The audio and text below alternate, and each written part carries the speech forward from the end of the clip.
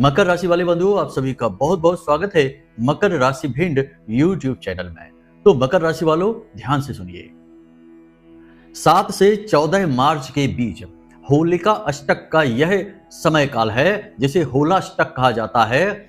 इस समय काल में आपके जीवन काल में ये 3 बड़ी नकारात्मक घटनाएं होकर ही रहेंगी। और ये 3 नकारात्मक घटनाएं इतनी खतरनाक, इतनी नकारात्मक है कि ये आपके जीवन को पूरी तरह से तबाह और बर्बाद करने का दम रखती हैं। जैसा भयंकर दुख, तकलीफ, घाटा, परेशानी आपने अब तक नहीं देखी होंगी, वो सब भी आपको दिखा सकते हैं। कारण इसका क्या है, हम आपको सब कुछ विस्तार से बताने वाले हैं। इसी के साथ साथ हम आपको इन 3 नकारात्मक घटनाओं के बारे में विस्तार से बताएंगे और इनसे बचने का क्या तरीका है, क्योंकि यदि समस्या है तो समाधान भी होगा। तो ये 3 नकारात्मक घटनाएं जो कि 100% होने ही वाली हैं, इन 7 दिनों में आपके जीवन काल को नष्ट भ्रष्ट करने वाली हैं, ये तो होकर ही रहेंगी। लेकिन ऐसा भी नहीं है कि इनसे बचा नहीं जा सकता है। यदि सही समय पर सही फैसला लिया जाए और कुछ छोटे छोटे कार्य हैं जिन्हें अपने जीवन में अभी शामिल कर लिया जाए, तो आप इन घटनाओं से बच भी सकते हैं या फिर आंशिक आपको प्रभावित होना पड़ेगा, ज्यादा नुकसान आपका नहीं होगा। जी हाँ बंधु, हम जानते हैं कि आप वैसे भी बहुत परेशानियों से जूझ रहे हैं। लंबे समय से आप संघर्षों से जूझते चले आ रहे हैं। अभी आपके पास कुछ खास वैसे भी खोने के लिए बचा नहीं है। तकलीफों, परेशानियों और घाटे से आप जूझ ही रहे हैं, लेकिन जैसे तैसे धीरे धीरे आप अपनी जिंदगी की फिर से एक अच्छी शुरुआत करने के बारे में सोच रही हैं। तो अब ऐसे में आपको झटका लगना ठीक नहीं है, क्योंकि जब पौधा दोबारा से पनपना शुरू होता है तो फिर उसे किसी प्रकार की हानि नहीं होनी चाहिए, सुरक्षा पूरी तरह से मिलनी चाहिए ताकि वह फिर से विकसित हो जाए। अब जो आप कामयाब होंगे, जो आप कामयाबी हासिल करेंगे, वह लंबे समय तक टिकने वाली है, क्योंकि यह मंगल का वर्ष है। और इस वर्ष यदि आपने अपनी जो आधार है उसे मजबूत कर लिया, जड़ें मजबूती से जमा ली, तो कामयाबी जीवन भर टिकने वाली है। परंतु एक बात निश्चित है कि इस वर्ष जगह जगह पर, समय समय पर नकारात्मकताएं भी आकर आपको परेशान करेंगी ही, क्योंकि क्रिया के खिलाफ प्रतिक्रिया होती है। जहां यह वर्ष आपके जीवन में अभूतपूर्व परिणाम लेकर आएगा, आपको एक नई ऊंचाई तक लेकर जाएगा, वहीं इस वर्ष आपको अड़चने, रुकावटें भी आएंगी। अब ध्यान से समझिए कि 26 फरवरी को महाशिवरात्रि का पर्व था, और महाशिवरात्रि का पर्व एक ऐसा पर्व होता है जब न केवल देव शक्तियां बल्कि नकारात्मक शक्तियां भी उतनी ही प्रचंड ऊर्जा के साथ जागृत हो जाती हैं। भूत प्रेत, तंत्र मंत्र की क्रियाएं भी लगातार चालू हो जाती हैं, और होलिका की रात्रि तक, यानी होलिका दहन की रात्रि तक, जिसे हम महारात्रि कहते हैं, उस रात्रि तक ये क्रियाएं चलती हैं। तो ऐसे में अब आप समझिए कि अभी जो समय काल चल रहा है इस संसार में, उसमें जितनी देवीय ऊर्जाएं हैं चारों तरफ, उतनी ही नकारात्मक भूत प्रेत पिशाचों की ऊर्जाएं भी भटक रही हैं। तांत्रिकों के लिए भी यह समय काल ऐसा होता है कि वे तरह तरह के टोने टोटके करते हैं लोगों के ऊपर, और कुछ लोगों का उतारा भी किया जाता है। जिसे हम उतारा का मतलब होता है किसी का तंत्र मंत्र हटाया जाता है, गली नुक्कड़ चौराहों पर इन्हें रख दिया जाता है, और यहाँ पर उन ऊर्जाओं की स्थिति मजबूत होती है। आप वहां से गुजरेंगे तो आपके साथ कोई ना कोई ऊर्जा लग जाएगी, चल देगी, और वह आपको परेशान करना शुरू कर देगी। तो आपके साथ भी कहीं कोई ऐसी नकारात्मक तंत्र मंत्र की ऊर्जा तो नहीं आ गई है? उसके संकेत आपको हम बताने वाले हैं, इन संकेतों को जरूर जान लेना। बंधु, जो सतर्क रहेगा, होशियार रहेगा, कामयाबी केवल उसी को मिलेगी। जो अंधों की तरह लापरवाही से जीवन को जिएगा, कुछ भी नहीं जानेगा समझेगा, अपने आप को ही स्वयंभू समझ लेगा, वह तो बर्बाद हो जाएगा, मिट जाएगा। यह मंगल का वर्ष है, याद रखना, यह वर्ष भयंकर तबाही भी ला सकता है। तो बस सतर्कता ही एकमात्र उपाय है। इस कार्यक्रम को अंत तक आपको देखना है। इस होलाष्टक के 7 दिनों में आपके जीवन में कौन सी नकारात्मक घटनाएं होंगी, उनसे कैसे बचना है, और कौन सी क्रिया उपाय करने से इन 7 दिनों में ही आपके जीवन में सकारात्मक घटनाएं, दैवीय ऊर्जाएं भी आ जाएंगी। क्योंकि जैसा हमने कहा कि देवी देवताओं की तो प्रचंड ऊर्जाएं जागृत हैं ही, अभी नकारात्मक ऊर्जाएं भी जागृत हैं। तो नकारात्मक ऊर्जाओं से बचने वाले उपाय, पॉजिटिव एनर्जी को, धन लक्ष्मी को, नारायण श्री हरि विष्णु को अपने जीवन में आकर्षित करने की उपाय और क्रियाएं आपको हम बताने वाले हैं। बड़ा ही ज्ञानवर्धक, चमत्कारी, वैदिक पद्धतियों पर आधारित, ज्योतिषीय गणनाओं पर आधारित यह कार्यक्रम है आज का बंधुओं। इसे मिस मत करना, वरना यह आपके जीवन की बहुत बड़ी भूल साबित होगी। क्योंकि बाद में जब आप दुखी हो जाएंगे, किसी नकारात्मक भूत प्रेत पिशाच की ऊर्जा के चक्कर में पड़ के बर्बाद हो जाएंगे, फिर इधर उधर भटकेंगे, इसमें सालों खराब हो जाएंगे और ना जाने कितनी बर्बादी भी आ जाएगी। उससे बेहतर यह है कि पहले ही सावधान हो जाएं। और यह कार्यक्रम एक वैक्सीन की तरह है जो आपको पहले ही बीमार होने से बचा सकता है। तो बस इसे अंत तक देखना है, यही हमारा आपसे निवेदन है। और इस कार्यक्रम को हमने पूरे मन के साथ बनाया है। महामाई की कृपा उनकी अनुभूतियों के आधार पर बना है, तो माई का आशीर्वाद और कृपा तो आप तक पहुंचेगी ही।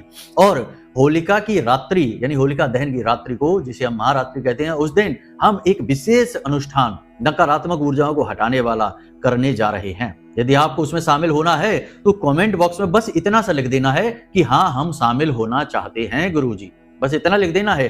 कैसे शामिल होना है यह हम अगले कार्यक्रम में आपको बताएंगे।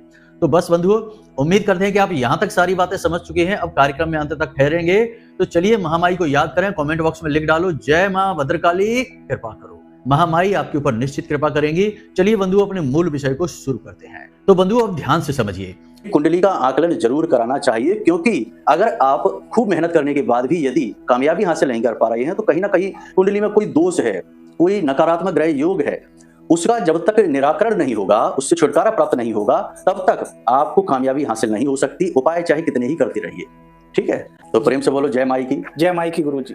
होलाष्टक यानी कि यह जो 7-8 दिन का समय होता है, यह नकारात्मक ऊर्जाओं और सकारात्मक ऊर्जाओं के उफान पर होता है, क्योंकि होलिका दहन के साथ ही पॉजिटिव एनर्जी जो है वह शांत हो जाएगी। नकारात्मक ऊर्जाएं बिल्कुल पूरी तरीके से समाप्त हो जाएंगी, नष्ट हो जाएंगी। होलिका दहन का जो त्योहार है वह है ही नकारात्मक ऊर्जाओं को समाप्त करने का त्योहार। जैसे कि होलिका हिरण्यकश्यप की बहन थी, वह नकारात्मक ऊर्जा का प्रतीक थी, जलकर नष्ट हो गई, और सकारात्मक ऊर्जा प्रहलाद बचकर बाहर निकल आए थे। बिल्कुल वही प्रमाण है, ये संकेत है, सांकेतिक कहानी है। वास्तविक कहानी यह है कि जो नकारात्मक ऊर्जाएं प्रचंड स्तर पर बढ़ रही हैं इस समय और काल में, जो महाशिवरात्रि की रात्रि से जागृत हुई हैं शिव व्रत में शामिल होने के लिए, वे इस तरह शांत नहीं होगी, उन्हें भस्म करना पड़ेगा। तो एक विशेष पद्धति के तौर पर होलिका का त्योहार मनाकर उन ऊर्जाओं को भस्म कर दिया जाता है, समाप्त कर दिया जाता है। इस जो बड़ी होलिका आपके गली मोहल्ले में जलती होगी, उस बड़ी होलिका में से छोटी छोटी अग्नि लेकर, कंडे उपली के रूप में अग्नि लेकर अपने घर में लाकर भी लोग जलाते हैं छोटी होलिका को, ताकि घर की ऊर्जाएं जो नकारात्मक हुई हैं वे भी नष्ट भ्रष्ट हो जाएं। तो यह जो त्योहार है यह बड़ा ही साइंटिफिक त्योहार है। यह ऊर्जाओं को संतुलित करने का कार्य करता है, बैलेंस बनाने की कोशिश करता है। आप तो समझते ही होंगे कि दुनिया संतुलन पर कायम है। जैसे ही संतुलन ऊपर नीचे होता है, दुनिया हिल जाती है। तो बस ऐसा ही है, हमारे वैदिक ऋषि मुनियों ने बड़ी तरकीबों के साथ त्योहारों को डिजाइन किया था, और वे त्योहार वैज्ञानिक थे। वे हमारे जीवन की ऊर्जाओं को संतुलित करने का कार्य करते थे। अब कुछ मूर्ख यहाँ पर कहेंगे कि कैसी ऊर्जा, हम तो कुछ नहीं मानते, हम तो कर्म को मानते हैं, हम तो मेहनत करेंगे और उसी से हम तो कामयाब हो जाएंगे। तो बंधु, मेहनत तो सभी करते हैं, मेहनत से कामयाब नहीं होते जब तक भाग्य का साथ न मिले, ईश्वर की कृपा आशीर्वाद न मिले। उल्टा होता यह है कि जो लोग कामयाब होकर बैठे हैं, यदि नकारात्मक ऊर्जाएं उनके जीवन में आ जाएं तो वे भी मिट्टी में मिल जाती हैं। तो कामयाब होना तो दूर, जो कामयाब हो चुके हैं वे अपनी कामयाबी को बनाकर भी नहीं रख सकते हैं यदि ईश्वर की कृपा नहीं है। तो सब कुछ ईश्वरी कृपा से होता है, भगवान के आशीर्वाद से, महामाई की कृपा से होता है। इंसान कुछ भी नहीं है, सिर्फ एक कठपुतली है, कर्म कर रहा है। मानकर चलिए कि वह पेन है इंसान जिसको कोई लिख रहा है, हाथ ईश्वर है और पेन जो है वह इंसान है। पेन के बस में नहीं कि वह कुछ लिख सके, हाथ यदि चाहेगा तो पेन उठाएगा और लिख डालेगा। तो बस इंसान भी बिल्कुल उसी पेन के समान है, जिसका अपना केवल एक अस्तित्व यह है कि वह उपकरण है। ईश्वर अपनी कलाएं इंसान के माध्यम से दिखाते हैं। तो यहाँ पर यह प्रपंच करने से कुछ भी लाभ नहीं होगा। अगर आपको ऐसा लगता है तो आप अपनी सोच पर अडिग रहिए, करिए कर्म, देख लेते हैं क्या होता है। हमने तो तमाम कर्म करने वालों को बाद में कुंडलियां दिखाते देखा है। हमारे यहाँ भी तमाम तरीके के आते हैं जो ऐसे मानते नहीं, कहते हम नहीं मानते भगवान को, हम नहीं करते, ये पूजा पाठ नौटंकी है, ढोंग है, ड्रामा है, उपायों से कुछ नहीं होता। बाद में वही अपनी कुंडली दिखाते हैं कि गुरुजी 10 वर्षों से परेशान हैं, कुछ नहीं हो रहा है। तो बाद में उपाय देते हैं, तो करते हैं, तो शांति भी मिलती है। तो ये सब प्रपंच के चक्कर में आप ना पड़े, आप सीधे सात्विक मार्ग पर चलें, दैवीय मार्ग पर चलें। यही एकमात्र समाधान है, बाकी सब बिना मतलब की माया है, प्रपंच है। इसके चक्कर में ना पड़े, बातों में ना आए। तो चलिए बंधु, यहाँ तक सारी बातें आपको समझ में आ गई। अब समझिए कि कहीं किसी का उतारा आपके ऊपर तो नहीं लग गया, क्योंकि ऐसा होता है कि जब से महाशिवरात्रि का पर्व हुआ है तब से तांत्रिक बहुत सक्रिय हो जाते हैं। नकारात्मक ऊर्जाओं को हटाने वाले और दूसरों के ऊपर भेजने वाले, दोनों ही प्रकार के तांत्रिक सक्रिय हो जाते हैं। तो किसी के ऊपर कोई नकारात्मक ऊर्जा है, प्रचंड ऊर्जा का वास है, वह परेशान है, तो वह अपना उतारा करेगा किसी न किसी प्रकार से। काली मिर्च है, लौंग है, नींबू है, मिर्ची है, नारियल है, किसी ना किसी प्रकार से उतारा अपना करेगा और उसे किसी चौराहे पर रख देगा, किसी गली नुक्कड़ पर रख देगा। आपको पता नहीं, आप वहां से गुजर जाएंगे, लेकिन यदि आपकी एनर्जी उस नेगेटिव एनर्जी से जो उस उतारे के साथ आई है मैच कर गई, तो वह आपके साथ चल देगी और फिर वह आपके ऊपर कब्जा करेगी, आपको बर्बाद करना शुरू कर देगी। सबसे पहला इसका संकेत ध्यान से समझिए, संकेतों को जरूर समझ लेना, बाद में नहीं कहना कि गुरुजी हमें तो समझ ही नहीं आया, आपने क्या बातें बताई। एक एक करके बात को समझना है। तो संकेतों को समझिए। हम आपको कुल मिलाकर 4 प्रकार के संकेत बताने जा रहे हैं कि कहीं नकारात्मक ऊर्जा आपके ऊपर हावी तो नहीं हो गई। तो पहली चीज है कि कोई उतारा आपके ऊपर आया है, जैसे ही वह आएगा सबसे पहली चीज ये होगी कि आपका मन अचानक खराब हो जाएगा, बुरे बुरे विचार मन में आने लगेंगे, अनजाना डर भय अचानक से हो जाएगा, लोग आपसे अचानक से झगड़ा करने लग जाएंगे, पुरानी घिसी पिटी बातों को उठाकर फिर से आपसे विवाद करने लगेंगे, फिर से आपसे झगड़ने लगेंगे। आपके जो सपोर्टर हैं, मददगार हैं, वे किसी न किसी बहाना को बनाकर आपकी मदद नहीं करेंगे, आपसे दूर हो जाएंगे। कहने का मतलब यह है कि अचानक से आपको अपने आसपास बहुत सारी नेगेटिव एनर्जी महसूस होने लगेगी। लोग आपकी बात का उल्टा सीधा मतलब निकालने लगेंगे। आप कितने ही अच्छे हों, आप कितनी ही अच्छी बात कहें, लेकिन लोगों को आपकी अच्छाई ना तो दिखाई देगी और ना ही आपकी अच्छी बात का कोई असर पड़ेगा। सबको आपकी अच्छी बात में भी बुराइयां दिखेंगी, आपके अंदर भी बुराइयां दिखेंगी। अचानक से ये स्थिति बढ़ जाएगी। वैसे तो यह आपके साथ हमेशा रहती है, आपकी राशि के जातकों के साथ यह स्थिति हमेशा ही रहती है, लेकिन अब यह स्थिति बढ़ जाएगी। आपको हमेशा बहुत आलस, बहुत थकान, बहुत ही ज्यादा काम के प्रति अरुचि हो जाएगी। जरा सा आप काम करेंगे थक जाएंगे, जरा सी आप मेहनत करेंगे हांफने लगेंगे।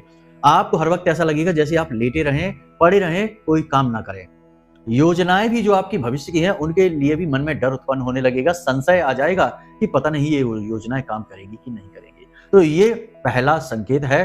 दूसरा संकेत कि अचानक से कुछ दिनों से आपके साथ ऐसा होने लगा है कि आपके शरीर में बीमारी, भारीपन कुछ हो गया है, जैसे कि कुछ आपके शरीर पर हावी है। आपको ऐसा लगेगा जैसे आपका सिर भारी रहने लगा है। यह शरीर का कोई अंग, जैसे कि कंधे हैं, जैसे कि बाजू हैं, हथेलियां हैं, इन पर ऐसा लगेगा जैसे बहुत दबाव रहता है, इनमें दर्द होने लगेगा, आप काम नहीं कर पाएंगे। आपको ऐसा लगेगा जैसे कि कोई आपको जानबूझकर रोक रहा है, आपके ऊपर बंधन कर रखा है, बांध दिया है सब कुछ। आपके विचार शून्य होने लगेंगे, मन में आपके थॉट्स ही नहीं आएंगे। और सबसे बड़ी बात कि आपको नींद लेने में समस्या होगी। आप पहली तो सो ही नहीं पाएंगे, दूसरा यदि सो लेते हैं तो जब जागेंगे तब भी आप थके ही रहेंगे, यानी कि जो ऊर्जा, जो स्फूर्ति आनी चाहिए वह नहीं आएगा, थकान बहुत होगी।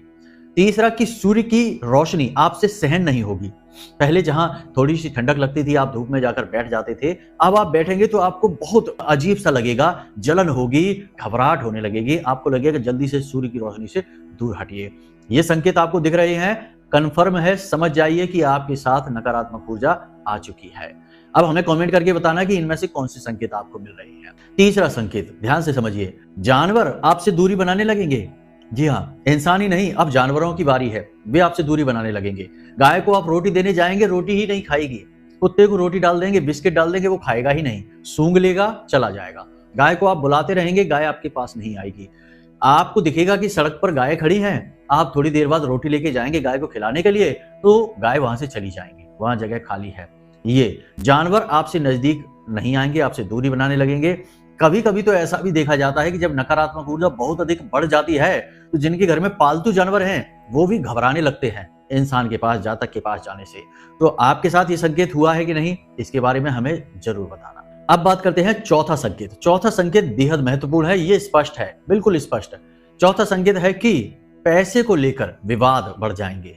कोई ऐसी बात पैसे को लेकर जो पहले दब चुकी है, छुप चुकी है, अब वो बात ऊपर उभर जाएगी। लोग आपको जरा जरा सी पैसे की बातों को लेकर ताना मारेंगे, आपका पैसा भी अटकने लगेगा। जो उधार ले लेगा देगा नहीं, उधार मांगने वालों की लाइन लग जाएगी और आपका पैसा जो है ना वो फिजूल में चला जाएगा, यानी कि जाएगा जरूर लेकिन वापस नहीं आएगा, पैसा रुक जाएगा।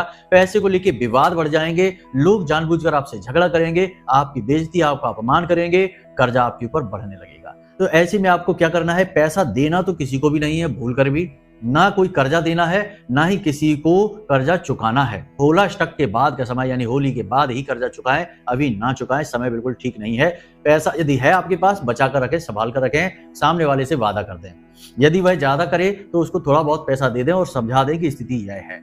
दूसरा यह कि कर्जा किसी को देना है नहीं, चाहे कोई कितना ही आपके सामने आ जाए, गिड़गिड़ाए, मिन्नतें करे, बहानेबाजी करें, आपको नहीं पिघलना है। कारण इसका यह है कि लोग मगरमच्छ के आंसू बहाते हैं आपके सामने, उल्टी सीधी बहाने तरकीबें लगाते हैं और आपको इमोशनल कर देते हैं और आपसे पैसे ले लेते हैं। बाद में हंसते हैं, कहते हैं कि देखो कैसा बेवकूफ बनाया। तो ये एक चीज है, तो ये नहीं करना है आपको। पैसा दबा कर रखना है। पैसे को लेकर कोई विवाद होता है, झगड़ा होता है, तनाव होता है, तो आपको शांत रहना है। यह समय का प्रभाव है, कुछ दिनों के बाद अपने आप स्थिति सामान्य हो जाएगी। अब इन सब स्थितियों से बचने का उपाय क्या है? सब इन स्थितियों से बचने का उपाय बहुत ही सरल है, हम आपको कार्यक्रम के अंत में बताने जा रहे हैं। अब हम आपको बताते हैं 3 वो घटनाएं जो इन 7 दिनों में आपके साथ घटित होंगी, 100% घटित होंगी। बचकर रहना है आपको। यदि लापरवाही दिखाएंगे तो कोई नहीं बचा पाएगा। याद रखना, नियति जो तय कर लेती है वह होकर ही रहता है, और नियति ग्रह नक्षत्रों के माध्यम से, समय और काल के माध्यम से तय होती है। तो जो नियति तय हो गई है उससे बचा नहीं जा सकता, लेकिन उस नियति को समझकर कुछ जरूरी कार्य करके उसे टाला जरूर जा सकता है, या फिर उस नियति का आपके ऊपर जरा सा ही प्रभाव पड़ेगा, ज्यादा नहीं, हानि ज्यादा नहीं होगी। तो ध्यान से समझिए। पहली चीज, दुर्घटना वाहन से बहुत ज्यादा इस बात के चांस हैं, अवसर हैं कि होगी ही। बचकर रहना है। आपकी राशि के जातकों के लिए होलाष्टक के समय में शनिदेव की, राहु की कुछ ऐसी विशेष स्थितियां, दशाएं बन रही हैं कि वे आपको हानि पहुंचाएंगे। राहु यहाँ पर सबसे बड़ा रोल, सबसे बड़ा किरदार निभाएगा, जो कि आपके साथ में हानि करेगा। 14 तारीख तक आपको बहुत संभल कर रहना है। आज जब आप इस कार्यक्रम को देख रहे हैं, यहां से लेकर 14 तारीख तक बहुत संभल कर रहना है। वाहन सोच समझकर चलाना है, सावधानी के साथ धीरे चलाना है, जल्दबाजी नहीं करनी है। अपना ही वाहन चलाना है, किसी और का वाहन नहीं चलाना है।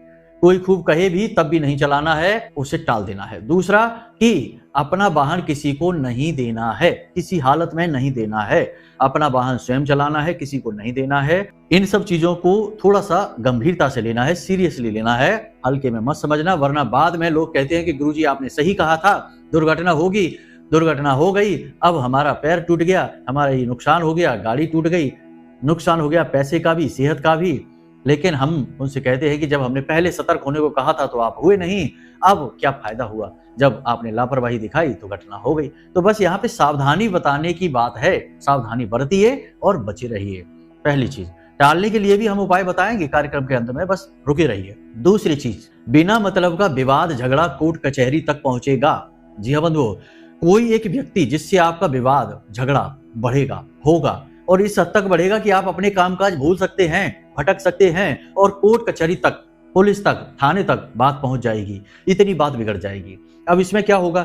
हालांकि आपका कुछ नहीं बिगड़ेगा, बाद में सारी चीजें समझौता होकर शांत हो जाएंगी, निपट जाएंगी, लेकिन इस बीच में आपका नुकसान ये हो जाएगा कि आपका ध्यान आपके काम से हट जाएगा, आपका काम भी खराब हो जाएगा, हिल जाएगा, और आपका पैसा भी बर्बाद हो जाएगा। ये स्थितियां बनेगी। तो यहां आपको क्या करना है? बुद्धिमानी से काम लेना है, चीजों को टालने की कोशिश करना है। लोग आपसे जबरदस्ती उलझेंगे, भिड़ेंगे, आपका रास्ता रोकेंगे, आपको परेशान करेंगे, उन्हें बस किसी भी प्रकार से बातों में लेकर टालने की कोशिश करना है। ये बात तो निश्चित है कि इन 7 से 8 दिनों में आपका अपमान होगा, हर हालत में होगा, कोई बचा ही नहीं सकता। कहीं ना कहीं से भी आए, आपके लिए अपमान की स्थिति आएगी। बस ये बात निश्चित है कि आप वहां कैसे डील करते हैं, कितनी समझदारी दिखाते हैं, गंभीरता से कितना काम लेते हैं, भाव आवेश में आकर कोई गलत कार्य तो नहीं कर लेते। क्योंकि कभी कभी ऐसा होता है कि हाथी जब कहीं से गुजरता है, किसी बस्ती से गुजरता है, गली मोहल्ले से गुजरता है, तो उसके पीछे कुत्ते यानी श्वान भौंकने शुरू कर देते हैं, और कुत्तों की आदत होती है कि पीछे ही भौंकेंगे। हाथी मुड़कर यदि पीछे देखे और कुत्तों को जवाब दे तो इसमें हाथी की ही गलती मानी जाएगी। हाथी को अपमान तो महसूस होगा कि उसका बेइज्जती हो रही है, पीठ के पीछे कुत्ते भौंक रहे हैं, लेकिन हाथी को यहाँ पर बड़ी गंभीरता से काम लेना है। वह हाथी है, आपका भी व्यक्तित्व हाथी के समान है, आपको भी धीरता से, गंभीरता से काम लेना है, जवाब नहीं देना है, चीजों को टाल देना है। कोई आपका कुछ बिगाड़ नहीं पाएगा, ये बात निश्चित है। कोई आपका बाल भी बांका नहीं कर पाएगा, परंतु आपको उकसाने की कोशिशें होंगी, भड़काने की कोशिशें होंगी, ताकि आप मार्ग से भटक जाएं। ये स्थिति है, संभल कर रहना होगा। तीसरी स्थिति है आपका स्वास्थ्य। जी हाँ बंधु, स्वास्थ्य आपका खराब हो सकता है, इसकी संभावना कम है, लेकिन होगी। है किसी के साथ हो सकता है, ना भी हो, कम हो, ज्यादा हो, लेकिन स्वास्थ्य को लेकर यानी कोई ना कोई बीमारी आपके शरीर में उत्पन्न अवश्य हो जाएगी इन 7 से 8 दिनों में। बीमारी छोटी या बड़ी भी हो सकती है, आपके पुण्य प्रताप प्रारब्ध के आधार पर हो सकती है, लेकिन बीमारी आपके पास आएगी जरूर, बीमारी से भेंट आपकी होगी जरूर। तो अब ऐसे में क्या करना है? सीधी सी बात है कि आपको अपने स्वास्थ्य का ख्याल रखना है। समय से खाना खाइए, पानी पीजिए, स्वास्थ्यवर्धक चीजों का उपयोग करिए, नकारात्मक और जो स्वादिष्ट चीजें हैं, फास्ट फूड वगैरह है, इनसे दूर रहिए। आपकी थोड़ी सी कमी है कि आप खाना खाने के टाइम पे कभी कभी लापरवाह हो जाते हैं और जो सेहतमंद नहीं है, केवल स्वादवर्धक चीजें हैं, उन्हें खा लेते हैं, बाद में फिर तबीयत खराब हो जाती है। इस बात की काफी चांसेस हैं कि पेट से जुड़े रोग और कोई पुरानी एलर्जी उखड़ेगी। शरीर के किसी विशेष भाग में लगातार दर्द भी रह सकता है, साथ ही कोई बड़ी बीमारी भी आ सकती है, लेकिन हानिकारक यानी कि महाभीषण बीमारी नहीं आएगी, चिंता नहीं करना है। लेकिन बीमार आप होंगे, हॉस्पिटल तक जा सकते हैं, डॉक्टर से दवाई लेनी पड़ेगी, ये बात तो निश्चित है। सावधान रहेंगे तो कोई समस्या नहीं है। तो यहां तक हमने आपको बता दिया 3 घटनाओं के विषय में, सावधानी बहुत आवश्यक है। साथ ही साथ नकारात्मक ऊर्जाओं के संकेत भी आपको बता दिया। अब आप हमें कमेंट करके बताना कि आपको इनमें से कितने संकेत मिले हैं। अब हम आपको बताते हैं उस महाशक्तिशाली उपाय के विषय में। बंधु, आपको 2-3 काम हैं जो नहीं करनी है। पहला, किसी के द्वारा दिया गया मीठा नहीं खाना है, चाहे प्रसाद दे चाहे कुछ भी दे। खास तौर से सफेद रंग की मिठाई नहीं खानी है, कोई प्रयोग हो सकता है, मारण के प्रयोग भी हो सकते हैं, आपसे जलने वाले बहुत हैं, बचकर रहना है। दूसरा, इत्र लगाकर आपको नहीं निकलना है घर से बाहर। आप किसी भी हालत में इत्र लगाकर नहीं निकलना। परफ्यूम का प्रयोग बंद कर दीजिए जब तक होलाष्टक यानी होलिका तक का ये समय है। परफ्यूम मत लगाइए, बिल्कुल भी नहीं लगाइए। तीसरा, गली नुक्कड़ चौराहों से थोड़ा संभल कर गुजरिए। चौराहों से खास तौर पर थोड़ा संभल कर गुजरिए। यदि वहां पर कोई ऐसी चीज, कपड़े, कोई पोटली, कोई नारियल, कोई दीपक या फिर सिंदूर लगा हुआ कोई चाकू, कोई छेनी, कुछ भी मिल जाता है तो थोड़ा वहां से दूरी बनाकर गुजरिए। हो सके तो उस चौराहे को ही टाल दीजिए। जब चौराहा आए, कोई गली का नुक्कड़ आए तो वहां पर सतर्क हो जाना है, एक बार बारीकी से देख लेना है। देखिए बंधु, ये चीजें होती जरूर हैं, प्रभावित जरूर करती हैं, जीवन को नष्ट भ्रष्ट करने का दम रखती हैं, लेकिन मूर्खता दिखाएंगे जो, तो वो ही पीड़ित होंगे। जो सतर्क रहेंगे वे बचकर निकल जाएंगे, कोई कुछ नहीं बिगाड़ पाएगा उनका। तो वहां से आपको आसपास से नहीं गुजरना है। अब माना यह जाता है कि कोई भी जो टोटका है, किसी का उतारा है, कहीं रखा हुआ है, उस उतारे के 10 फीट के दायरे के अंदर यदि कोई आ जाता है तो वह नकारात्मक ऊर्जा की जो रेंज है उसमें आ जाता है, उसके दायरे में आ जाता है। तो आपको 10 फीट की दूरी से निकलना है और यह हो सके तो उसे वहीं टाल देना है, किसी अन्य रास्ते चौराहे से गुजरना है। ये काम आपको करने हैं, यहाँ पर बहुत सावधानी की जरूरत है। तो अब ध्यान से सुनिए, अब हम आपको बताने जा रहे हैं वह एक महाशक्तिशाली उपाय जिसे आज आपको इसी वक्त कर लेना है। इसे आप हमेशा भी अपने लिए बनाकर रख सकते हैं। यह उपाय आपको हमेशा सुरक्षा देगा, कम से कम इस पूरे वर्ष तो देगा ही। हनुमान जी से जुड़ा हुआ यह उपाय है और यह पूरा वर्ष भी हनुमान जी से जुड़ा हुआ है। मंगल का वर्ष है, मंगल के मालिक हनुमान जी हैं। तो इस उपाय को आप ध्यान से समझ लीजिए। बहुत ही शक्तिशाली उपाय, रक्षा कवच की तरह आपके साथ रहेगा, आपको बचा कर रखेगा, हर नकारात्मक ऊर्जा से, हर दुख तकलीफ से आपको बचाएगा। कम से कम इस होलाष्टक के समय में तो करेगा ही करेगा। तो ध्यान से सुनिए, आपको क्या करना है। आपको एक कलावा चाहिए। कलावा आप जानते ही हैं, हाथ में लपेटने वाला धागा। जी हाँ बंधुओं, अब ध्यान से सुनिए, हम आपको बताने जा रहे हैं एक महाशक्तिशाली उपाय हनुमान जी से जुड़ा हुआ। यह रक्षा कवच है। यह आपकी हर एक नकारात्मक ऊर्जा से, हर प्रकार की तंत्र मंत्र बाधा से सुरक्षा करेगा और कुछ जरूरी कार्य बताएंगे। तो ध्यान से सुनिए, आपको क्या करना है कि एक लाल रंग का धागा लेना है। धागा रेशम का लेना है, कॉटन का नहीं लेना है। कॉटन का धागा या कलावा लेंगे तो वह दूषित जल्दी हो जाता है और अभी नकारात्मक ऊर्जाओं का दौर चल रहा है तो आपकी किसी गलती की वजह से वह दूषित हो सकता है। इससे बेहतर है आप रेशम का धागा लेकर जाएं, कॉटन का नहीं। तो बस यहां से आपको शुरू करनी है। तो एक धागा अपनी लंबाई के बराबर का, अपने सिर से लेकर और अपने पैर के नाखून तक की लंबाई नाप लीजिए। उसी लंबाई का धागा लेकर जाइए और उस धागे पर 9 गांठें लगा दीजिए। 9 गांठें थोड़ी थोड़ी दूरी पर, एक साथ नहीं, थोड़ी थोड़ी दूरी पर 9 गांठें लगा दीजिए, शुरू से लेके अंत तक। अब उस धागे को लेकर आपको जाना है हनुमान जी के मंदिर में और हनुमान जी के मंदिर में थोड़ा सा जल लेकर, हाथ में पुष्प लाल रखकर और हनुमान जी के सामने संकल्प लेंगे। थोड़े से चावल भी रख लेना कि हनुमान जी, हम यह रक्षा कवच बनाने जा रहे हैं। इस रक्षा कवच में हम आपकी ऊर्जा, आपका आशीर्वाद, आपका प्रेम चाहते हैं और अपनी रक्षा चाहते हैं। हम नकारात्मक ऊर्जाओं से बहुत परेशान हैं और हम चाहते हैं कि आप इनसे हमारी रक्षा करें। इसलिए इस रक्षा कवच में अपना आशीर्वाद दें और इसके बाद इस जल को आप छोड़ दें। दीपक वगैरह तो आप जला ही लेंगे, वहां गाय के घी का प्रसाद चढ़ा देंगे। इसके बाद आप आसन लगाकर वहां बैठ जाइए। पंडित जी से हनुमान जी के बाएं पैर का थोड़ा सा सिंदूर लेकर अपने पास रख लीजिए और चालीसा पाठ पढ़ना शुरू करिए। हनुमान चालीसा का पाठ शुरू करिए। पहला चालीसा का पाठ जब आपका पूरा हो जाए तो जो हनुमान जी के बाएं पैर का सिंदूर आपने लिया था ना, उसे एक गांठ पर लगा दीजिए। उसके बाद दूसरा चालीसा पाठ करिए, फिर थोड़ा सा सिंदूर दूसरी गांठ पर लगा दीजिए। इस तरह 9 हनुमान चालीसा का पाठ करेंगे और धागे की 9 गांठों पर 9 बार हनुमान जी के पैर का, बाएं पैर का सिंदूर लगा देंगे। इस प्रकार आप अंत में, यह तो पूरा हो गया कार्यक्रम, अंत में आपको बजरंग बाण का पाठ करना है। एक बार बजरंग बाण का पाठ करना है और उसके बाद इस धागे को श्री हनुमान जी के चरणों में, पुजारी जी से कह देना, वे रख देंगे, हनुमान जी के चरणों में थोड़ी देर के लिए रख देना है। यह वहीं रखा रहेगा, तब तक आप वहां बैठकर हनुमान जी से अनुनय निवेदन कर सकते हैं, अपने जीवन का हाल बता सकते हैं, हनुमान जी से मदद की गुहार लगा सकते हैं। हनुमान जी हैं ही संकट मोचन, आपके सारे संकटों को हर लेंगे, उनका मोचन कर देंगे। तो आपने यहाँ पर निवेदन कर लिया। अब थोड़ी देर बाद वह धागा आप उठाएंगे, पुजारी जी से मंगवाएंगे और पुजारी जी से ही उसे अपने दाहिनी कलाई पर बंधवा लेंगे। अच्छी तरह से उसमें गांठें लगवा लेंगे लास्ट में, और बंधा रहे, वह छूटे ना। यह क्रिया आपको करनी है। यह हनुमान जी का विशेष रक्षा कवच आपके लिए तैयार हो चुका है। अब यह रक्षा कवच आपकी हर प्रकार की नकारात्मक ऊर्जा से, चाहे वह किसी की उतारे की ऊर्जा हो, उससे भी आपकी रक्षा करेगी। अब इस रक्षा कवच को आपको धारण करके रखना है। कोई समस्या नहीं है, यह दूषित नहीं होगा, बशर्ते कि आपको किसी की शव यात्रा में नहीं जाना है और किसी शमशान घाट वगैरह पर नहीं जाना है, और आपको यदि घर में सूतक पातक हो गया है तो फिर इस रक्षा कवच को उतार कर रख देना है, पहनना नहीं है, बाद में इसे विसर्जित कर देना है, नया बना लेना है। रजस्वला स्त्री यदि धारण करे तो बाईं कलाई पर धारण करेंगी और बजरंग बाण का पाठ के बजाय हनुमान अष्टक का पाठ करेंगी। महिलाओं को बजरंग बाण का पाठ निषेध है। और बाद में रजस्वला धर्म के समय इस कलावे को, इस धागे को उतार कर रख देंगी, उसे जल विसर्जित करके नया धागा बना देंगी। महिलाएं और पुरुष दोनों के लिए ये नियम है। बस महिलाएं हनुमान जी को साष्टांग प्रणाम ना करें, केवल दूर से ही झुककर नमन कर लें और बजरंग बाण का पाठ ना करें, इस बात का ध्यान रखें। इन बातों का आप ख्याल रखिए। रक्षा कवच अपने लिए बना लीजिए। प्रतिदिन घर से बाहर निकलें तो अपनी जेब में लौंग का एक जोड़ा रखकर निकलिए। हनुमान जी के बाएं पैर का, घर पे भी फोटो में बाएं पैर का सिंदूर लगा लीजिए और उसी सिंदूर को अपने माथे पर लगा लीजिए।